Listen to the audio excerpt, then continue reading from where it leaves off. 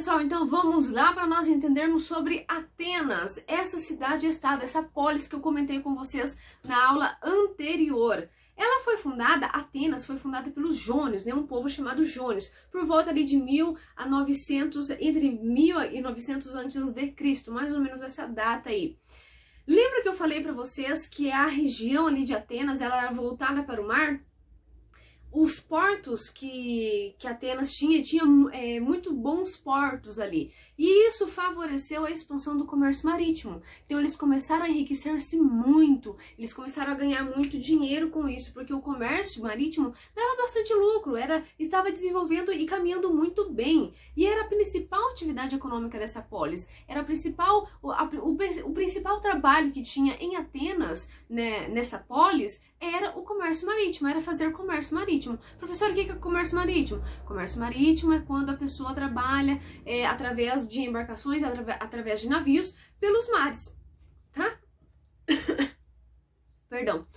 Ao longo dos séculos, com o passar do tempo, Atenas começou a ficar muito rica, então ela começou a se destacar ali, e entre uma das polis mais importantes da Grécia ali, começou a ser Atenas. Então Atenas ficou muito importante nesse momento, certo?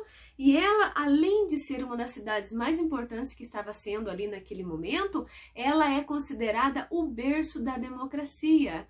Professor, o que é democracia? Você vai entender isso mais pra frente, eu vou explicar para vocês. E ela também é considerada o berço ali da filosofia grega. Lembra da professora Fabiana, que certamente ela já comentou com vocês sobre grandes filósofos, e começou ali ser em Atenas essa semente da filosofia, né, a crescer essa semente da filosofia. Foi ali em Atenas. Certamente você já ouviu falar ali nas explicações da professora Fabiana. Em meados ali do período arcaico, Atenas, ela era uma monarquia. Professor, o que é monarquia? Monarquia é quando é governada por um rei, também basileu, chamado Basileu. Professor, Basileu é o nome do rei? Não. O nome, essa palavra Basileu significa rei, certo? Então a Atenas era governada por um basileu, por um rei. E esse rei, ele era auxiliado por um conselho. Que conselho é esse, professora? Esse conselho, ele era formado pela aristocracia ateniense, certo? Até aqui? Ótimo! Esses aristocratas eram chamados de eupátridas.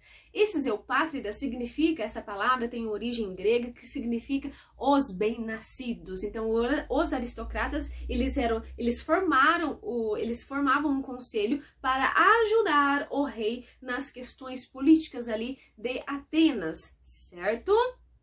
Com o passar do tempo, pouco tempo depois, esses grandes proprietários de terras, que eram membros ali da aristocracia, eles começaram a assumir o poder político ali de Atenas. E o basileu, o rei no caso, começou a se ater somente às funções religiosas, certo? Então quem que estava ali mais no comando das questões políticas? A aristocracia. E o rei estava mais para as questões da religião, as funções religiosas.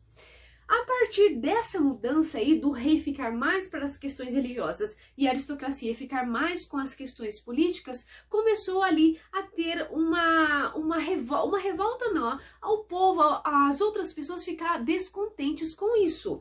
Quem são eles, professor? Os comerciantes, os artesãos, os soldados. Por que, professor, eles não ficaram muito contentes com isso? Porque eles não participavam da vida política, somente a aristocracia. Certo? E eles começaram a ficar muito descontentes. Eles não poderiam ser administradores, não poderiam ser legisladores. O que significa legislador? É a pessoa que cria leis, tá? Então eles não poderiam ser nada disso.